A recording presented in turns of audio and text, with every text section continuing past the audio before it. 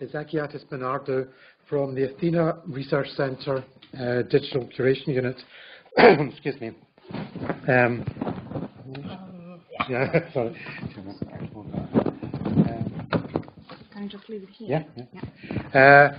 Agiatis will be talking about within and beyond of, my eyes keep reading but within and Beyonce, which can't be right. She knows nothing about cultural heritage. What Agiatis will be talking about is case studies on the use of digital tools and content in the context of Europeana. Thank you very much. Thank you. Thank you. Can you hear me? Good. Thank you, Maria. Where is Maria? Oh, thanks, Maria. Really happy to be here among such a diverse group of people to talk about work conducted within Europeana Cloud initially, and is still going on within Europeana Research, on which I will talk a bit more about later in my presentation. Europeana Cloud, I'll take you back to a trip down memory lane. 2013 was when Europeana Cloud, a CIP project started. It finished in April 2016 and received an excellent review by the Commission. Within that project, which was in principle a technical project. Sorry, I'm not really used to. Okay, I think I did it. A technical project in which a cloud storage system was being built for Europeana. I was responsible for a work package in which our aim and objectives were 3 or 4 pronged, so to say. We were burdened, so to say, with the task of looking into Europeana and seeing whether the content and metadata held within it could be actually of use to researchers in the humanities and the social sciences. Now, that's a very tricky issue to tackle. So what we actually did was try to identify the potential research communities that could be best benefited by Europeana, that could be the best candidates of Europeana users, so to say, come up with a coherent content strategy for research purposes to feed into Europeana, and also come up with a set of recommendations for Europeana as to the expansion of their emerging communities of practice that could be potentially users of the material. So basically, we used a mixed methods approach in which we did not reinvent the wheel, of course, based on empirical research carried out in digital research infrastructures across Europe that had been carried out before Europeana Cloud, i.e. DARIA. How many of you are familiar with DARIA in this room? ERI, the European Holocaust Research Infrastructure, also Ariadne, the archaeological network. We looked into their findings and tried to, apply this acquired knowledge to Europeana and see whether we could come up with a good set of user requirements and content strategy recommendations for Europeana. Now, as I said, we followed a mixed methods approach. So we did carry out a web survey. Back at the time, it wasn't very successful, I have to say. Not many responses. So we had to figure out new ways of approaching our audiences and see what their needs were and what their views of Europeana material were. We carried out sets of expert forums. These started out pretty low-key, but they took off pretty quickly. So we looked into social scientists, we looked into humanists, historians, I believe archaeologists. We held expert forums across Europe and tried to look into their research practices, their needs, and the use they make of digital content, and more particularly of Europeana-held material. Use cases of digital tools with our computer engineers, hand in hand. We ran some iterative research work in which they would build or redevelop or tackle some digital tools that they had in hand at the University of Leuven, a partner at the project. And we ran a series of workshops to see whether these could be of use to researchers using Europeana-held content and metadata. Focus groups, and finally case studies. Now, our work package was a small project on its own because it was a work package of, I think, 12 partners from across Europe, different kinds of expertise, libraries, museums, universities. So we had a broad range of experts within the fields of the humanities and the social sciences to choose from. And we asked them to run their own case studies within the project, looking at particular sets of material within Europeana and, pretending to be researchers in their own fields who would ask particular research questions and try to answer those questions using Europeana-held content. And we asked them to be really nasty and to really tell us what the problems were. So I'm going to be talking about two of those case studies in particular. And the first one was completed within Europeana Cloud. The second one is still going on within Europeana Research. Now, you may find a bit of a discrepancy between the abstracts I have circulated within this conference. The case studies are slightly different to the ones I promised a few months before. This is just because ongoing work within Europeana Research made me change my mind a bit. Now, the first case study was carried out by Trinity College Dublin, our colleagues at Trinity, and the University of Edinburgh. And all of those people were historians actively engaged in research in their own areas of expertise. So they decided to look into population movement as a result of conflict in 20th century Europe. Now, this is a very risky thing to go into, a risky question to go into. They decided, they thought that it would be best to look into 3 conflicts in the 20th century. I mean, the historians between you, and all of us know that these are quite sensitive periods in European history, the Greek-Turkish conflict of the 20s, the revolution in Hungary in 1956, and the wars in Yugoslavia in the 90s. And they did ask a couple of theoretical questions based on these broad themes. And these 2 questions was, one, what was the international response to displaced population resulting from each one of those conflicts? And also, how did this compare to the response, with the response to displaced populations in the next century, the 21st? Okay, so within Europeana, Europeana newspapers, how many of you are familiar with Europeana newspapers? Within Europeana newspapers, another project initiative within the broader European ecosystem, or family, as Marcos said just before, several millions of newspapers have been digitized and OCR'd. So it didn't take us by surprise that within newspapers, some information of those conflicts were there and to be found, and we could get our hands on them and work on our, so to say, research questions. Radio Free Europe transcriptions offered first-hand accounts of those fleeing Hungary. That was image, text, and also Europhoto, which has been aggregated by Europeana, has a wealth of images as well. So they could use them. That was fine. Also, beyond Europeana, Hungary has a wealth of archives that they could look into. The Hungarian Archive Portal, Fortepan, another digitized archive in Hungary, and also the University of Columbia Library archival collections. Nothing about the Greek and Turkish conflict, and also nothing about the Yugoslav wars. So they totally stopped looking into that. And even the material they did have access to was problematic. Of course, within Europeana newspapers at that time, because this was 3 years ago, 2.5 to 3 years ago, were not properly searchable.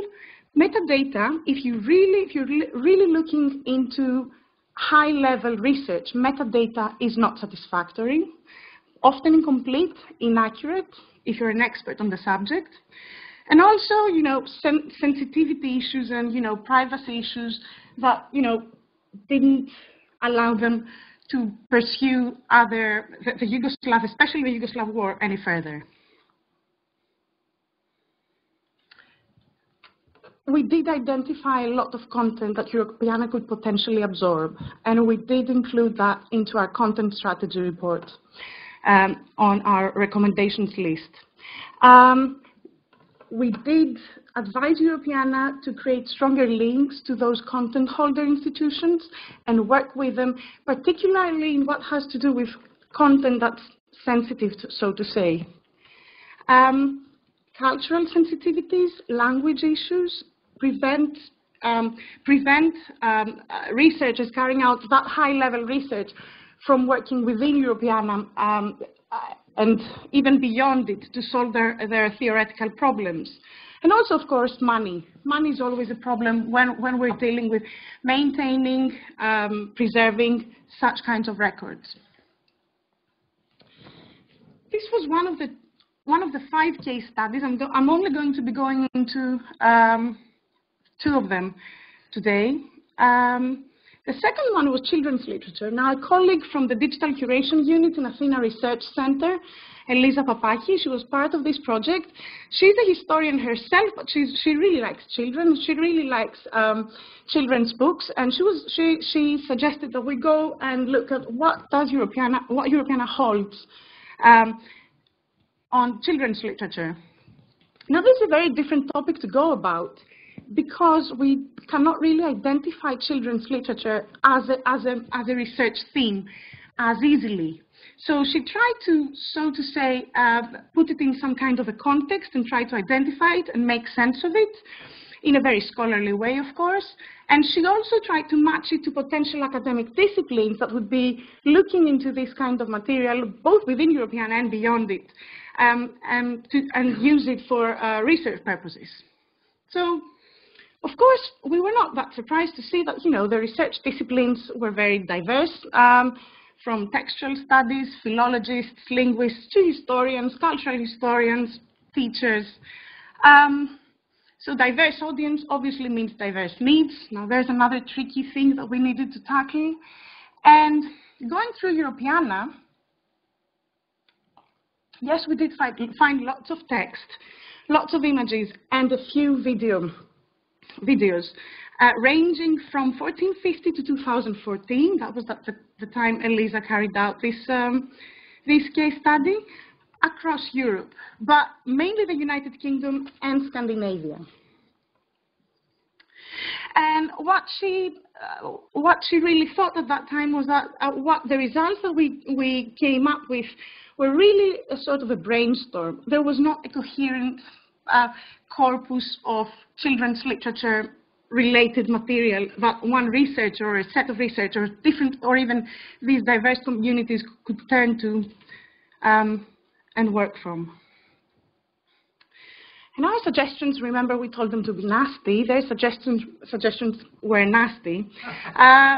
There were gaps in the geographic coverage, poor metadata, not very poor, not as poor as in the Yugoslav wars or the Greek-Turkish conflict, but still very poor. Collection descriptions was one of the things that, it cut across all case studies. They couldn't make sense of those dispersed collections within Europeana. They needed, researchers felt the need, there should be some coherent description that, makes sense and runs across this material.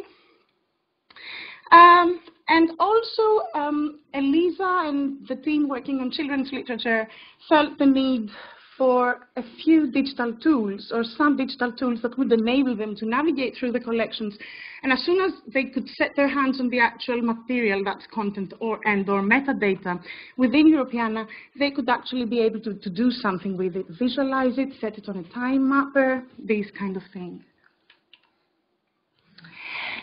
So that was Europeana Cloud, and all those problems we identified and all those nasty comments we made were reviewed as excellent by the Commission. So we thought that we should carry on working on this area and trying to find and try to expand the potential of Europeana